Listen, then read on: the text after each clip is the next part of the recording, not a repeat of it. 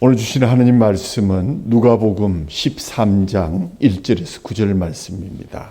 임민선 집사님께서 봉독해 주시고 이어서 할렐루야 찬양대의 찬양이 계속되겠습니다. 그때 마침 두어 사람이 와서 빌라도가 어떤 갈릴리 사람들의 피를 그들의 제물에 섞은 일로 예수께 아뢰니 대답하여 이르시되 너희는 이 갈릴리 사람들이 이같이 해 받음으로 다른 모든 갈릴리 사람보다 죄가 더 있는 줄 아느냐. 너희에게 이르노니 아니라 너희도 만일 회개하지 아니하면 다 이와 같이 망하리라. 또 실로암에서 망대가 무너져 치어 죽은 18사람이 예루살렘에 거한 다른 모든 사람보다 죄가 더 있는 줄 아느냐. 너희에게 이르노니 아니라 너희도 만일 회개하지 아니하면 다 이와 같이 망하리라. 이에 비유로 말씀하시되 한 사람이 포도원에 무화과나무를 심은 것이 있더니 와서 그 열매를 구하였으나 얻지 못한지라. 포도원 지기에게 이르되 내가 3년을 와서 이 무화과나무에서 열매를 구하되 얻지 못하니 찍어버리리라. 어찌 땅만 버리게 하겠느냐. 대답하여 이르되 주인이여 금년에도 그대로 두소서. 내가 두릅하고 거름을 줄이니 이후에 만일 열매가 열면 좋거니와 그렇지 않으면 찍어버리소서 하였다 하시니라.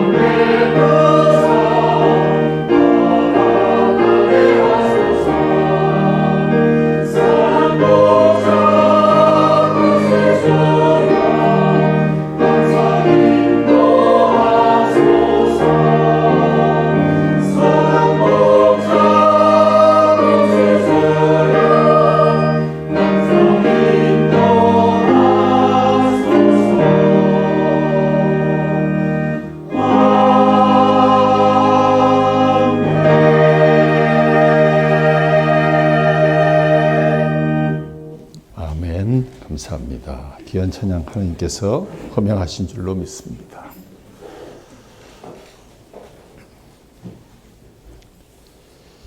가을이 완연해서 서리가 내렸다는 그러한 소식도 들립니다. 한 주간도 주 안에서 평안하셨는지요? 고 서정주 시인의 국화 옆에서라는 시, 아마 여러분들이 고등학교에 입학하자마자 많이 듣고 외웠던 시라고 생각이 됩니다.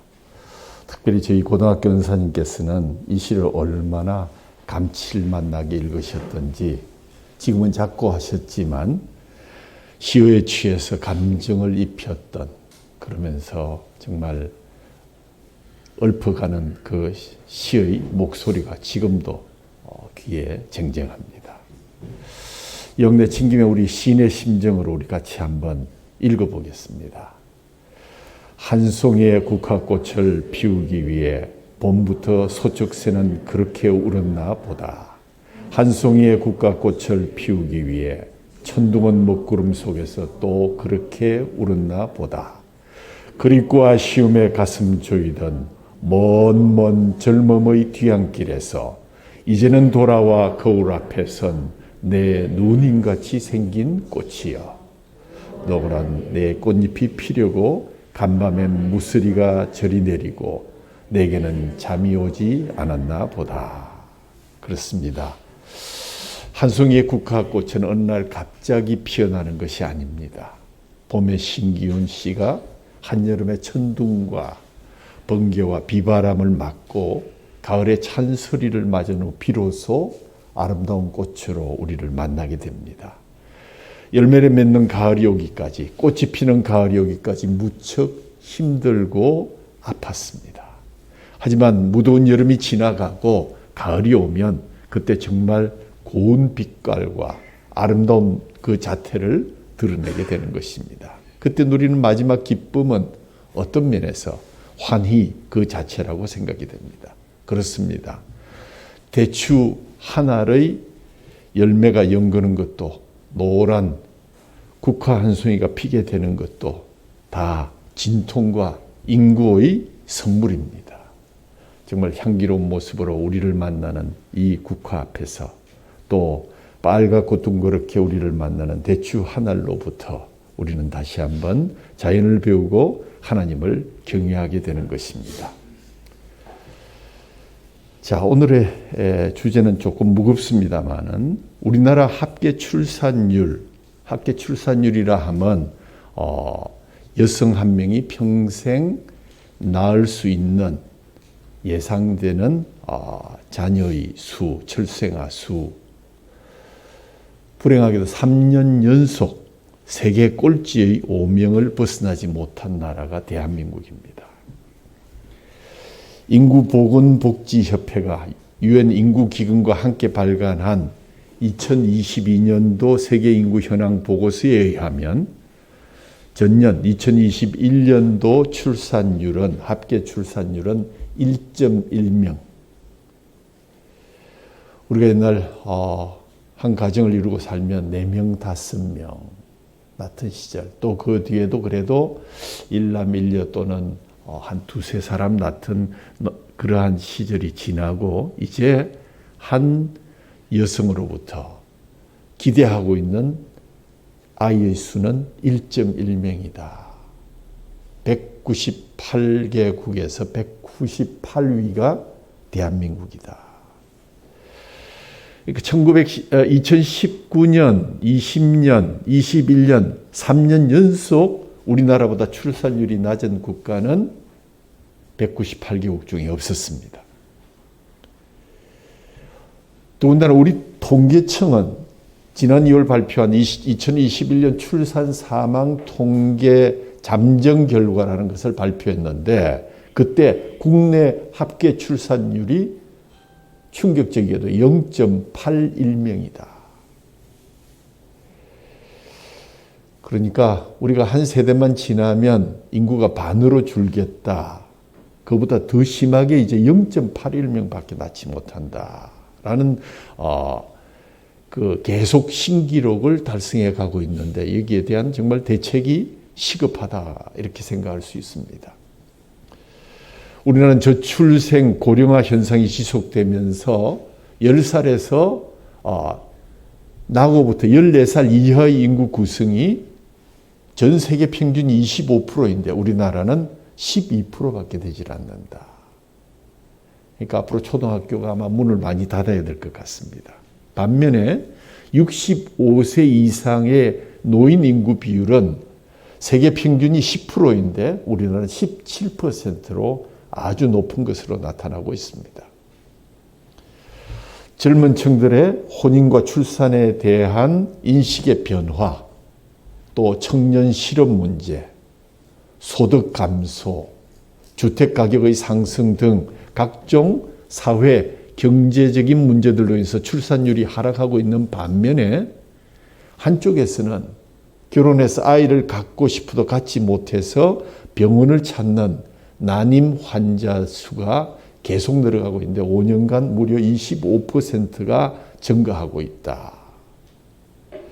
의료기술은 발달하고 있고 과거에 비해서 영양 섭취도 좋아지는데 왜 난임과 불임이 이렇게 증가하고 있을까? 첫 번째는 결혼 연령의 증가를 들 수가 있습니다.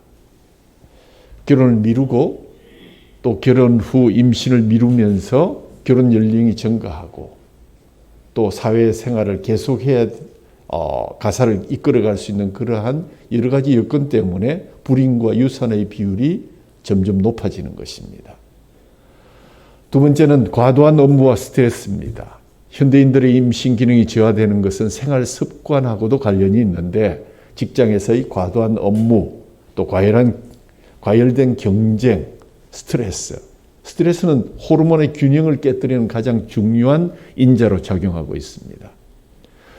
게다가 이제 컴퓨터 앞에 장시간 앉아 있는 경우가 많아서 걷는 것보다 운전하고 컴퓨터의 그 앞에 앉아서 일하는 시간이 많아짐으로 인해서 오래 앉아 있는 환경은 이 고환의 온도를 높여서 정자 생성을 방해하게 되고 전자파의 영향도 많이 생겨나고 있습니다. 세 번째는 환경 호르몬의 증가입니다.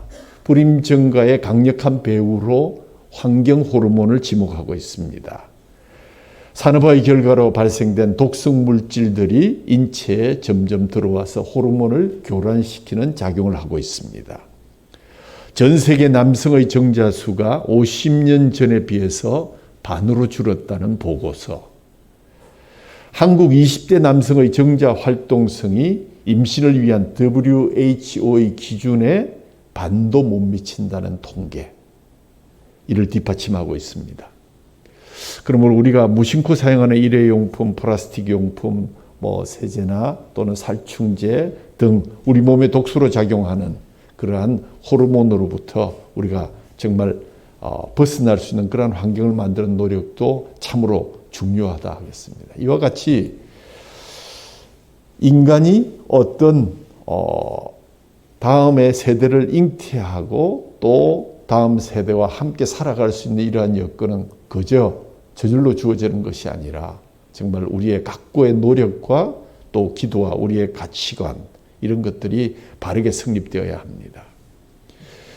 사람이 어떤 사회의 구성원으로 살아가려면 누구에게나 해당되는 동시에 또는 반드시 어떤 유효기간 내에 처리해야 되는 문제들이 있습니다. 예를 들어 세금이라든지 그 다음에 어떤 기한 내에 학교를 가야 되고 어떤 기한 내에 군대를 가야 되고 예수님께서는 사람이 하나님 앞에서도 이런 문제가 있다고 지적을 하셨는데 적어도 이 땅에 생명을 가지고 태어나는 사람이라면 예외가 없이 일단 적용되는 문제 그리고 그 문제를 어떤 시간 내에 해결하지 못하면 아무 효과가 없는 것이 있는데 그것이 바로 우리 자신의 죄를 회개하는 것이다 라고 말씀하고 계십니다. 계속해서 회개라는 주제로 말씀을 드리는 저희 가슴도 참 무겁지만 이 말씀을 받는 여러분들도 참 무거울 것으로 생각이 됩니다. 그러나 이 시간 저와 여러분은 이 예수님의 가르침을 통해서 왜 사람은 반드시 죄의 문제를 필수적으로 그리고 시간 내에 해결해야 하는지, 그래서 새롭게 출발할 수 있는 은혜를 누리게 되는지를 저와 여러분 오늘 한번 생각해 보아야 할 것입니다.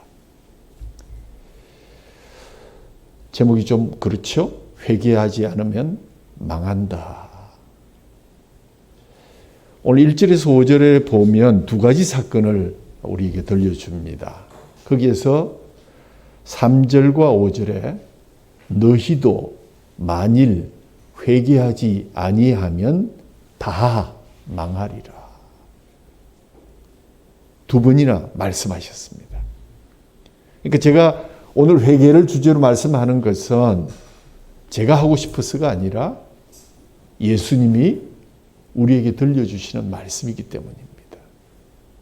그때 마침으로 본문이 시작되죠. 12장 끝에 뭐라고 한 거면 예수님께서 사람이 하나님과 먼저 화목해야 한다.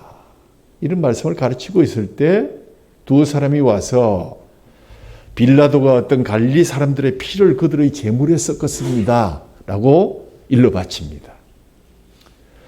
성경만 나오는 기록이라서 정확하게 어떤 일이 있었는지는 알 수 없지만 어떤 사고로 인해서 죽은 갈릴리 사람들의 피를 빌라도가 그들의 우상 신들에게 드리는 제물에 섞었다는 좀 충격적인 내용을 얘기합니다.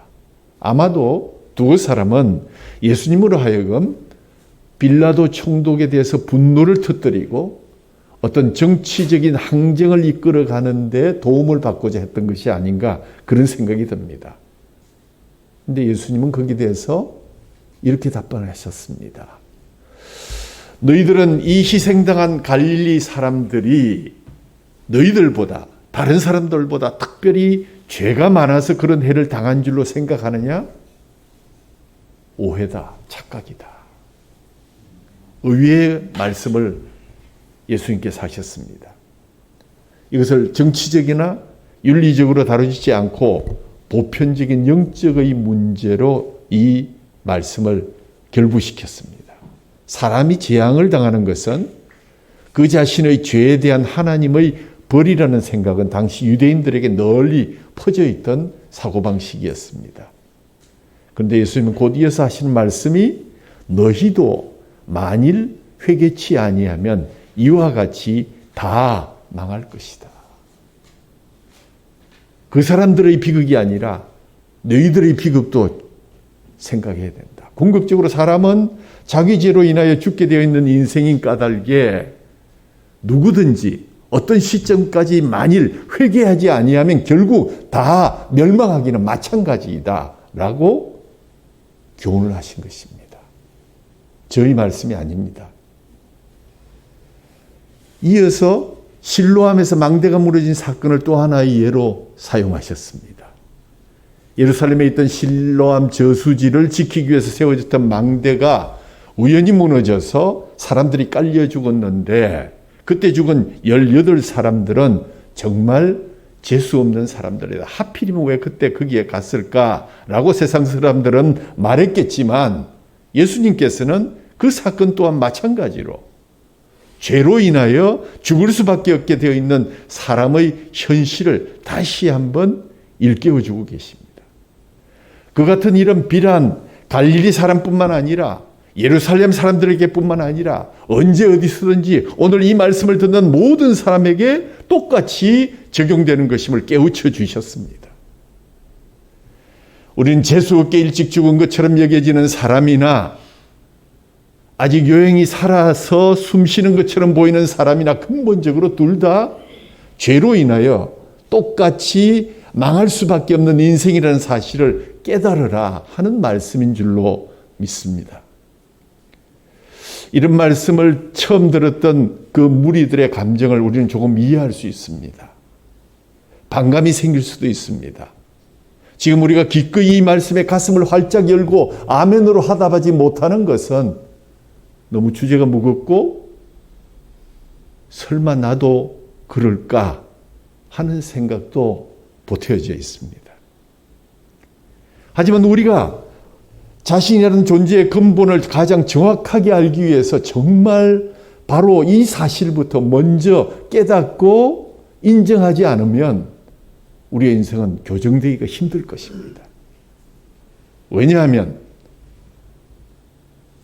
어떤 목사님이 얘기해서 그런 것이 아니라 사람을 창조하신 하나님께서 성경 말씀을 통해서 그렇게 일깨워주고 계시기 때문입니다.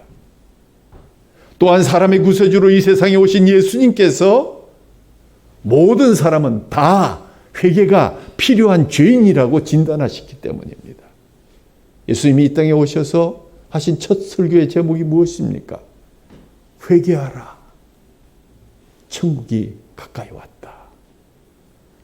사도 바울도 죄인 중에 내가 괴수라고 고백하지 않았습니까? 예수님께서 이 아침에 이렇게 말씀하십니다. 만일 이 말씀을 듣는 길교의 성도들 여러분도 회개하지 않으면 다 예외 없이 망할 것입니다. 다른 사람 볼 것 없이 나 역시 하나님 앞에서 이미 죽었던 죄인임을 깨닫고 사람과 비교할 필요 없이 나야말로 남보다 훨씬 더한 죄인 중에 괴수다. 죄인임을 인정함으로써 모든 인생의 가장 근본적이고 공통적인 죄 문제로부터 회개로서 깨끗이 해결할 수 있는 성도가 되어야 된다. 새롭게 됨의 은혜를 찬양하는 저와 여러분이 되기를 주님의 이름으로 축원합니다. 예수님께서는 갈릴리 사람들이 무고히 죽임을 당한 일과 실로암 망대가 무너져서 18명의 예루살렘 사람들이 죽은 일을 통해서 그곳에 모인 자들에게 회개를 촉구하신 후에 이어서 한 가지 비유를 들려주셨습니다. 우리는 이 뒤에 비유만 가지고 설교를 많이 들어왔지만 이것은 바로 앞에 이미 결론을 말씀한 하나의 예에 불과합니다. 열매 맺지 못하는 무화과 나무에 대한 비유다. 이렇게 소제목이 달려있죠. 마침 가을입니다. 열매를 거두는 결실의 계절입니다. 그런데 비옥한 시간을 가꿀 수 있는 내가 거두어서 하나님께 드리는 그러한 열매가 없다면 우리의 가을은 실패입니다. 오늘 비유의 말씀이 한 사람이 포도원에 무화과 나무를 심은 것이 있더니 와서 그 열매를 구하였으나 얻지 못한지라. 어떤 한 사람이 우연히 갖다 심을 수도 있겠지만 이것은 분명히 와서 그 열매를 구하신 그분 포도원의 주인이 의도적으로 포도원에 무화과 나무를 심었다는 뜻으로 해석되어야만 할 것입니다. 그래야 우리에게 적용될 수가 있습니다. 회개의 열매를 얻지 못한 불임의 무화과 나무의 비유가 이어집니다. 열매가 없었던 무화과 나무, 왜 불임의 나무가 되었는가를 우리가 분명하게 알아야만 열매 맺는 일에 다시 한번 우리를 돌이켜볼 수 있을 것입니다. 무화과 나무가 어디에 심겨졌습니까? 포도원에, 포도원 주인이 가장 좋은 자리에 무화과 나무를 심었습니다. 이스라엘 땅, 이 팔레스타인 땅은 사막의 한 부분이죠. 그렇게 좋은 땅은 아닙니다. 그러나 포도 재배를 참 많이 합니다. 이 포도원은 사막지대이긴 하지만 그래도 팔레스타인 땅에서 가장 비옥한 땅을 선택해서 포도원을 구하게 됩니다. 일구어 나갑니다. 거기에다 무화과 나무를 하나 옮겨 심었다. 얼마나 기대가 컸겠습니까? 이 포도원 무화과 나무는 좋은 땅이라는 특권과 특기를 입은 나무였습니다. 좋은 땅에 심겨졌으면 좋은 열매를 맺어야 하는 것은 당연한 이치입니다. 무화과 나무의 책임은 열매 맺는 것이 책임입니다. 이것이 무화과 나무의 존재의 이유입니다. 무화과 나무는 장식용으로 쓰이지도 않고 제목용으로도 또 땔감용으로 쓰일 수가 없습니다. 유일한 목적은 맛있는 좋은 열매를 맺는 것입니다. 그러므로 열매 맺지 못함은 불임은 무책임한 행위에 불과합니다. 어둠의 존재였던 우리들, 죄와 진노의 자식이었던 우리들, 멸망받아 마땅한 죄인인 우리들을 하나님의 포도원 밭으로 생명의 자리로 인도하여 주신 것이야말로 우리를 향하신 하나님의 사랑이 얼마나 큰 것인지를 깨달아야 하는 것입니다. 그 사랑을 알고 있다면 우리가 열매를 맺지 못함 역시 지극히 무책임한 행위일 것입니다. 독일의 화가 뒤르가 그린 기도하는 손이라는 작품입니다. 뒤르와 한스라는 친구가 있었는데 화가의 꿈을 안고 도시로 갔습니다. 둘이 너무 가난했기 때문에 아이디어를 내서 한스가 뒤로 네가 먼저 그림을 배우고 내가 너 공부하는 동안 그림 공부를 할 수 있도록 내가 뒷바라지를 할게. 그럴 수 없다고 거절했지만 한스가 진심으로 권했고 결국 뒤로는 그림 공부에만 전념하게 되었고 그림 공부를 잘 마치고 제법 그 그림들이 잘 팔려지는 그런 위치에까지 올라가게 되었습니다. 한스는 온갖 고생을 해가면서 뒤로의 학비를 되었고 뒤로가 학교를 마칠 때쯤 그림이 잘 팔리기 시작했고 그러나 뒤로는 한스와 한 약속을 지키기 위해서 한스를 위해서 뒷바라지게 할 차례가 되어서 한스를 찾아왔습니다. 그런데 한스가 이렇게 두 손을 모으고 기도하는 것을 목격하게 되었습니다. 들어보니까 이런 기도의 내용입니다. 하나님, 뒤로가 공부를 마치고 그림이 팔리는 화가가 되게 해주신 것을 감사합니다.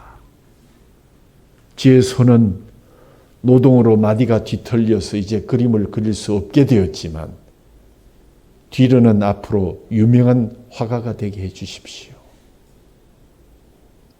한스의 기도를 들은 뒤로는 눈물을 흘리며 감동을 받았고 노동으로 마디가 뒤틀린 그 친구의 손을 그리면서 하나님 앞에 두 손 모으고 기도하는 그 한스의 손이야말로 아름다운 열매를 맺은 그러한 손이었습니다.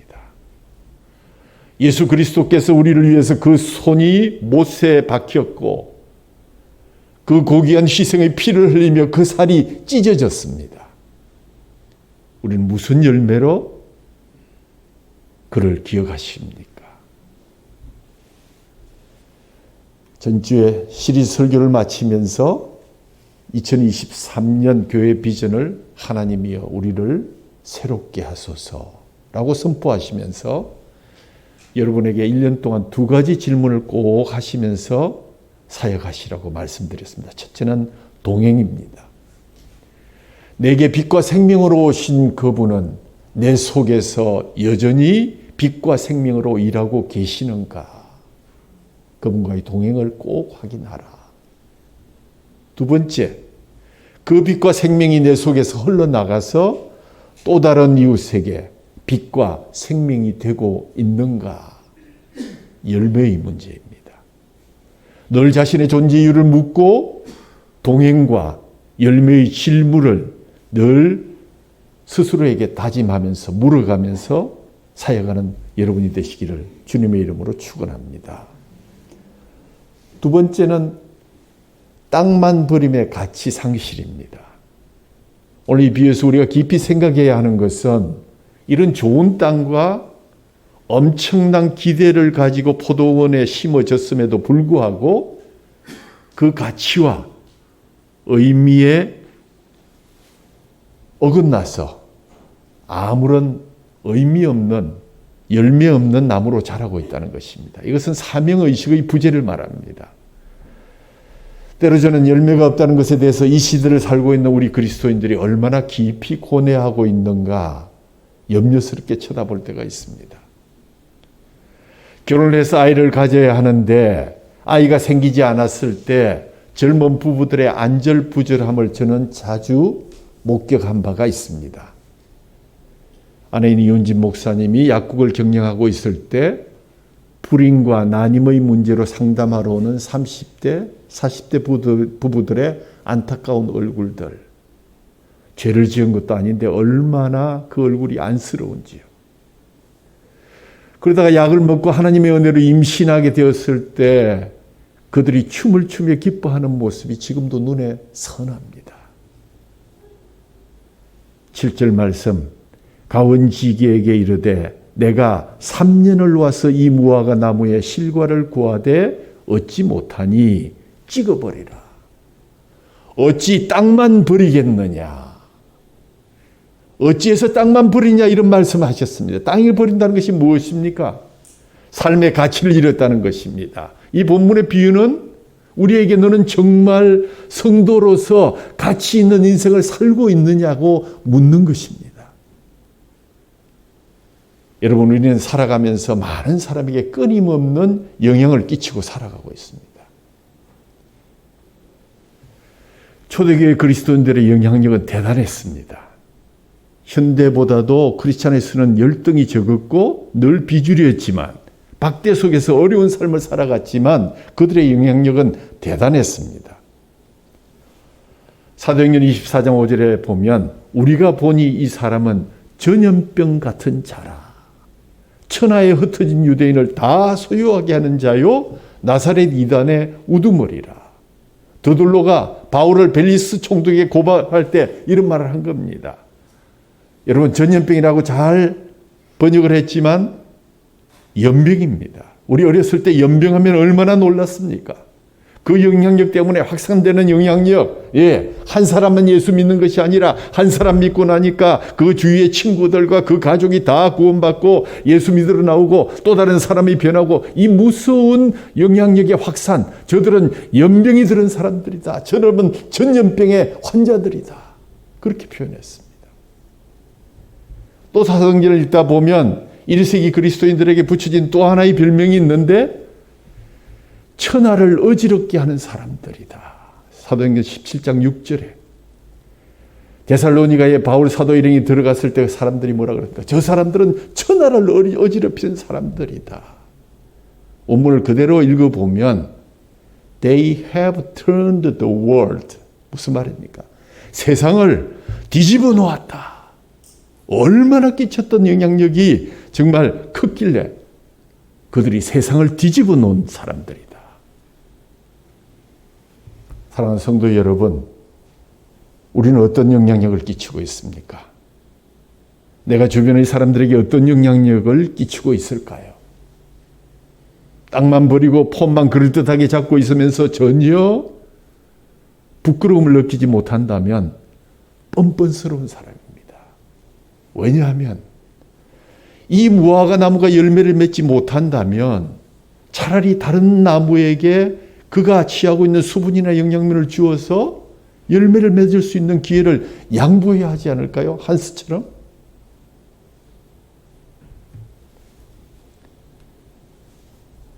자신의 책임을 망각한 채 땅만 버리고 있는 자신의 상태도 깨닫지 못하는 이 불임의 무화과 나무, 자신에게 닥친 위기마저 깨닫지 못하고 있습니다. 이렇게 읽으면서 포도원 지기에게 이르되 내가 3년을 와서 이 무화과 나무의 열매를 구하되 얻지 못하니 찍어버리라. 아마 이 3년이라는 얘기를 했을 때 제자들이 가슴속으로 뜨끔했을 것 같습니다. 야, 그러고 보니 예수님하고 보낸 지가 벌써 3년이 됐는데 나는 어떤 열매를 맺었을까? 그렇게 묵상을 했는데 이번 말씀을 준비하면서 읽을 때 김 목사, 늦게 사역을 시작했지만 그래도 길 성도들 10년 이상 가르쳤는데 어떤 열매를 맺고 있는 것 같으니? 라고 저에게 물었습니다. 심히 부끄러운 질책을 받게 된 것입니다. 우리 주님의 엄숙한 경고 앞에서 이 가을 인생의 결실을 생각하는 계절에 저와 여러분은 무슨 결실을 할 수가 있겠습니까? 자신을 돌아보며 내 앞에 언제라도 찾아올 수 있는 마지막 기회를 잘 준비하고 있는가? 안타깝게 예수님 우리에게 묻고 계십니다. 여러분이 아는 얘기지겠지만 루이스가 쓴 악마의 편지에 나오는 이야기입니다. 어느 영국 노신사가 도수씨를 찾습니다. 여러 가지 책 중에 넘기다 보니까 신앙에 관한 책을 보면서 노신사 마음속에 어릴 때 믿었던 하나님에 관한 생각이 싹트기 시작합니다. 그때 믿었던 나 하나님은, 내 하나님은 어디에 갔을까? 어떤 관계를 내가 맺어야 할까? 그 순간 악마가 옆으로 와서 속삭입니다. 야, 점심시간이야. 뭘 그렇게 심각하게 생각하는 거냐. 하나님에 관한 의식을 누르고 식당으로 갑니다. 점심을 먹다가도 갑자기 하나님에 대한 생각이 마음속에 불일 듯 일어납니다. 하나님은 어떤 분이실까? 그 뒤로 그분은 어떻게 되셨고 나는 어디에 있는 것일까? 악마가 그냥 보고 있질 않죠? 야, 너무 골치 아프게 생각하지 말고 우선 식사나 하자. 식사를 끝냈습니다. 다시 돌아와서 하나님에 대한 생각이 어렴풋이 나오려고 하는데 노신사는 사탄의 역사를 통해서 이렇게 말합니다. 그거 가끔 있을 수 있는 이야기지. 오늘은 너무 바빠. 집에 가서 해야 될 일도 많은데. 그는 버스 좌석에 앉아서 신문을 읽으면서 아무 일도 없었던 것처럼 집으로 갑니다. 자신에게 아무 사건도 일어나지 않는 것처럼 버스를 타고 가는 노신사의 뒤에서 악마가 회심의 미소를 짓고 있었습니다. 일주일 후 그 노신사는 교통사고로 죽고 말았습니다.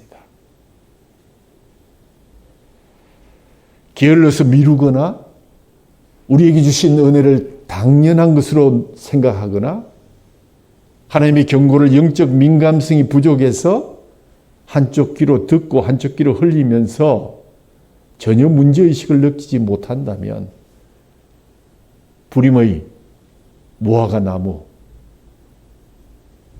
영적 나병 환자라고 생각하시면 틀림이 없을 것입니다.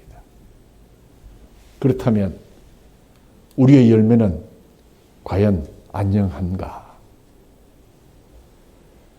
특별히 그리스도인들이 존재하는 목적, 예수 그리스도의 제자로서 하나님의 자녀로서 우리가 십자가의 복음을 깨닫고 이 땅에 살고 있는 존재의 이유, 열매를 위해서입니다.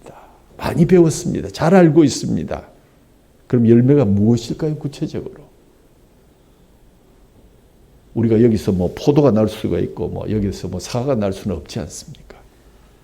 성경에서 열매를 가르칠 때는 두 가지 면에서 생각을 해야 됩니다. 하나는 첫 번째는 생명의 열매입니다.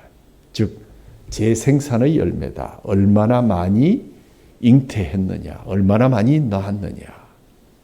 내가 예수 그리스도를 받아들이고 하나님의 생명을 예수 안에 있었던 영원한 생명을 가졌다면 나를 통해서 다른 어떤 열매를 맺은 사람들이 있는가? 쉽게 말하면 전도의 열매, 복음의 열매를 말하고 있는 것입니다.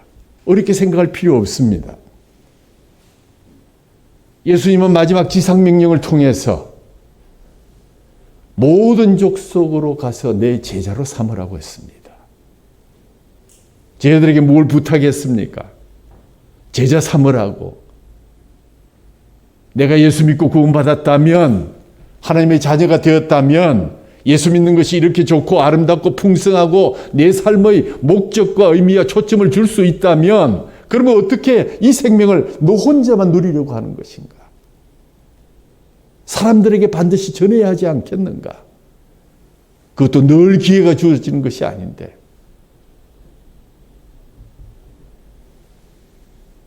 그러고 보면 우리 신앙의 열매, 진정한 인생의 열매는요, 내가 교회당에 나던 횟수가 얼마나 되었는가, 얼마나 내가 오랫동안 믿었는가, 교회 직책이 무엇인가라고 하고는 전혀 관계가 없습니다. 중요하지 않습니다. 여러분을 통해서 예수를 믿게 된 사람이 몇 사람입니까? 이것이 전도의 열매입니다. 생명의 열매입니다. 한 해가 저물어 가는데 금년 한 해 동안 여러분을 통해서 예수 믿게 된 사람이 어디 계십니까? 그 이름이 누구죠? 지금도 기도 중이십니까? 좋습니다. 계속 기도하셔야 됩니다. 그러나 비옥한 포도밭으로 옮겨서 귀중한 자리를 마련하고 주님의 보혈로 구원해 주었는데 물도 받아 마시고 영양분도 쪽쪽 받아 먹고 교회 완장까지 차고 있었는데 열매의 문제가 전혀 한 사람도 해결되지 않았다면 무엇이라고 주님 앞에 설 수 있겠습니까? 예수님이 누구시냐고 물으면 그분이 구원이시고 생명이시고 나의 소망이시다. 내 삶을 바꾸었다. 나에게 영생을 주셨다. 나의 삶을 보증하시는 분이다. 이렇게 좋은 주님이시라면 어떻게 입을 닫고 있을 수 있겠는가? 이때 결코 침묵은 금일 수 없는 것입니다. 부끄러운 것입니다. 이 열매는 하나님의 숫자의 셈과 여러분이 세는 숫자의 셈하고 그렇게 크게 차이 나지 않을 것입니다.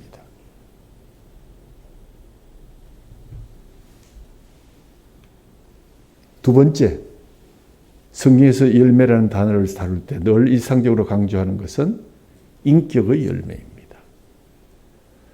우리가 잘 아는 성령의 열매입니다. 갈라디아서 5장 22절에 사랑과 희락과 화평과 오래 참음과 자비와 양선과 충성과 온유와 절제니 이 같은 법을 금지할 수 없다. 이때 유의해야 될 것이 있습니다. 이 열매란 단어는 복수가 아닙니다.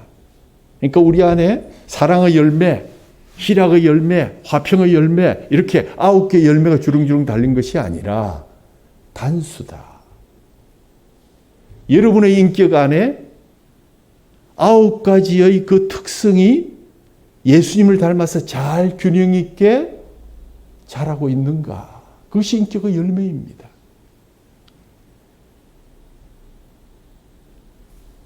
이 열매는 예수님의 인격을 지향하는 것으로서 사랑에 가득 찼던 분, 기쁨으로 가득 찼던 분, 화평과 진정한 평안과 내면의 인기 견고했던 분, 사랑과 희락과 화평과 오래 참을 수 있었던 예수님, 완벽한 대표가 바로 예수님이거든요. 그래서 성령의 열매입니다. 그러니까 그 열매를 맺느냐 하는 것과 내가 신앙생활에 연륜이 얼마나 되는가 하고는 별개의 문제입니다. 신앙의 연륜 중요하지만 그렇게 중요한 것 아닙니다. 내가 얼마나 예수님을 날마다 닮아가고 있느냐가 중요한 열매입니다. 특별히 나는 9가지 중에서 이 한두 가지는 죽어도 할 수 없다. 7가지, 8가지 특성으로 해서 합격시켜 달라는 생떼는 쓰지 마십시오. 왜냐하면 과락입니다. 천국 백성으로 받아들여지지 않습니다. 날마다 새로워져야 되고 날마다 더 예수님의 인격을 닮아 가셔야 합니다. 나는 본래 날 때부터 온유하지 못했어. 나는 날 때부터 오래 참지 못했어. 그리고 어떡하란 말입니까? 그거 고치라고, 그 열매 맺으라고 성령님이 여러분 안에 계신 것 아닙니까? 감히 말하기를 이 9가지 열매가 100% 닮을 수는 없지만 날마다 조금씩 특별히 취약점, 내가 거부할 수 없는, 내가 고칠 수 없다고 생각하는 그것 하나하나 고쳐나가는 것이 바로 예수님께 열매가 되는 줄 믿으시기 바랍니다. 예수님 묻습니다. 열매 첫 번째, 몇 사람에게 전도했느냐? 쉬운 말로 말씀드리겠습니다. 두 번째, 성격, 더러운 것, 나쁜 것 많이 고쳤느냐? 쉬운 말로 말씀드립니다. 얼마나 그리스도의 향기를 발했으며 얼마나 많은 사람들에게 본이 됐는가? 금년 한 해 동안 예수님을 얼마나 더 닮아갔는가? 전도의 열매와 인격의 열매를 늘 생각하면서 염두에 두고 성화의 길을 힘차게 달려갈 수 있기를 바랍니다. 주인 앞에서 청지기의 책임을 지고 있었던 포도원 지기는 우리처럼 아직 제대로 열매를 맺지 못해서, 아직 온전하지 못해서 3년째 열매를 맺지 못하는 무화과 나무를 찍어버리겠다고 하는 주인 앞에 서서 주인이시여, 금년에도 그대로 두십시오. 제가 두릅하고 그름을 줄이니 이후에 만일 열매가 열면 좋거니와 그렇지 않으면 그때는 찍어버리십시오. 금년에도 그대로 두소서 이렇게 돼 있지만 실제 그 상황과 번역을 보면 딱 한 번만 더 기회를 주십시오. 내가 할 수 있는 두루 파서 세상에 좋은 걸음 주어서 꼭 열매 맺도록 하겠습니다. 그렇지 않으면 그때 가서 찍어버리십시오. 저는 아무런 일을 제기하지 않을 것입니다. 주인이 뭐라고 대답했는지 성경에는 나오질 않습니다. 만약에 아직까지 회개에 합당한 열매를 맺고 있지 않는 사람이 당연히 받아야 될 하나님의 불의 심판을 받지 않고 있는 이유가 있다면 이것은 바로 여러분의 포도원지기신 예수님의 사랑과 자비 때문인 줄 믿으시기 바랍니다. 그런 까닭에 아직 심판이 임하지 않고 있다는 이 자체만으로 우리는 은혜의 시간을, 은혜의 때를 누리고 있는 사람들입니다.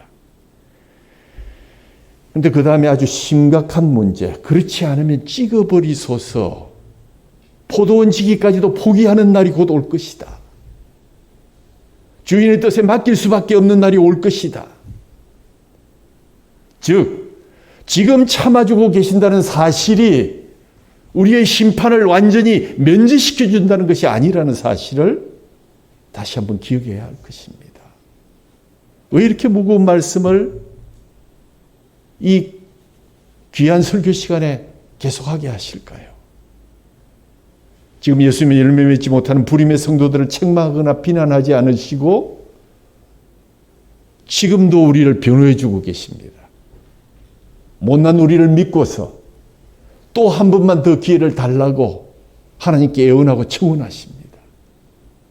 그리하여 내년에는 땅을 파고 걸음을 주는 수고를 통해서 반드시 열매 맺도록 해보겠다는 그런 야무진 꿈을 꾸고 계십니다.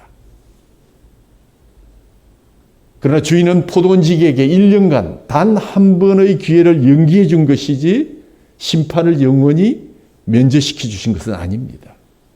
그러니까 이것은 사면이 아니라 집행의 유예에 불과합니다. 정한 기간이 지나도 열매를 맺지 못하면 결국은 공의로우신 하나님이 우리를 찍어버리시게 될 것입니다.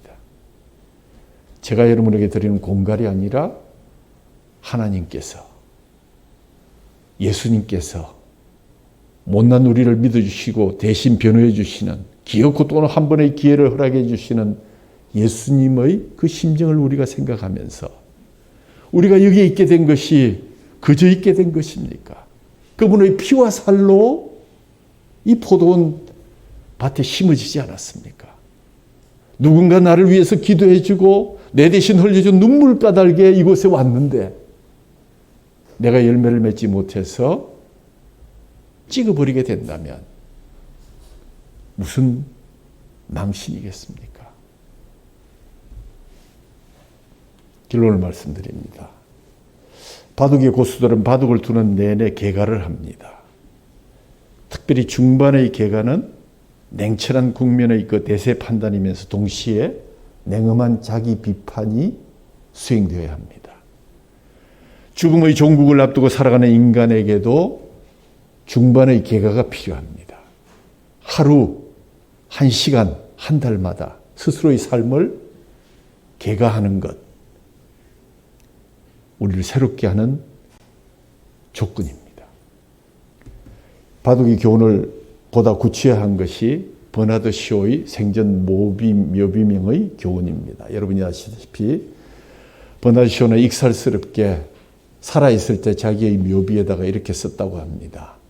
우물쭈물하다가 내 이렇게 될 줄 알았다. 웃어지지만 않는 것이 그의 익살입니다. 우물쭈물 적당히 설마 하다가 내가 이렇게 될 줄 알았다. 열매 맺지 못하는 우리를 위해서 기꺼이 딱딱한 우리의 심령의 땅을 기경하시고 성령의 생수와 말씀의 걸음을 주겠다는 예수님의 희생과 사랑 때문에 우리는 또 한 번의 기회를 얻고 이 자리에서 예배하고 있습니다. 그러나 길지 않을 것입니다. 불임이 결코 자랑이 될 수는 없습니다. 얼마나 많은 생명의 열매를 맺었는가. 얼마나 예수님의 인격을 닮아가고 있는가. 천국 시민이 되어가고 있는가. 당신은 이 두 가지 열매에 대한 답안지를 머지않아 제출해야 될 시한부 인생입니다. 이미 도끼가 나무 뿌리에 놓였으니 좋은 열매를 맺지 아니하는 나무마다 찍혀 불에 던져지리라. 예수님의 말씀입니다. 회개에 합당한 열매를 맺어서 날마다 새롭게 하시고 은혜를 누리시는 저희 여러분 되기를 주님의 이름으로 축원합니다. 하나님 아버지 감사합니다. 얼마나 많은 생명의 열매를 맺었는가. 얼마나 예수님의 인격을 닮아가고 있는가. 지금은 우리가 답할 수 없는 불임의 자리에 있습니다. 이 두 가지 열매에 곧 답안지를 제출해야 될 우리들 시한부 인생을 살고 있는데 그것 모르고 세상 멋대로 살아가고 있다면 예수님의 가슴이 얼마나 아플까요? 오늘도 다가올 그날을 생각하면서 우리를 위해서 흘리신 주님의 보혈과 주님의 찢어진 살을 먹이십니다. 기억하게 하옵시고 기념하게 하시며 무엇보다도 가슴에 우리의 주님 앞에 씻어야 될 죄를 고백하고 거룩한 마음으로 주님의 살과 피를 받게 하여 주옵소서. 우리 주 예수 그리스도 이름으로 감사하며 기도하옵나이다. 아멘.